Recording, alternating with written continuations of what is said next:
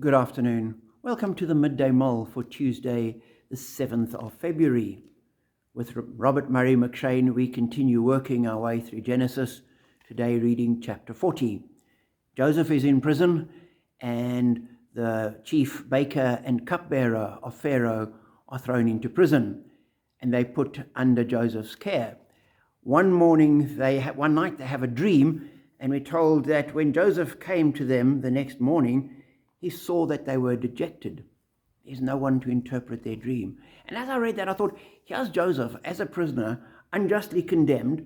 He has all these grievances and problems of his own, and yet he notices that these people are dejected, and he engages with them and helps them. And that's a challenge to me, to rise above my problems, irrespective of what they are, and notice people and be prepared to reach out. And as Christians, we have Jesus with us. We have the Spirit in us. We can do that far more ably than Joseph could. So that for me was a challenge. The two tell Joseph their dreams, and he says to them, the cupbearer, in 3 days you will be restored to your position. The baker, in 3 days you will be executed. And that is exactly what happened. And he said to the cupbearer, when you get put back in your position, mention me to Pharaoh. I'm unjustly in prison. Help me out. And one wonders what anticipation he must have had of how that help would come. But we're told at the end of the chapter, the chief cupbearer, however, did not remember Joseph. He forgot him.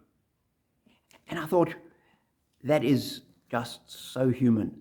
And how often haven't we found that we've been relying on somebody, trusting somebody. Somebody said they'd do something, and they didn't.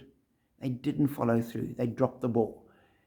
And how many times have people been relying on me, and I've done the same thing and woken up after the fact that, oh, I forgot that, or I should have. And as human beings, that's what we do, which is why we do our best, but we're never perfect.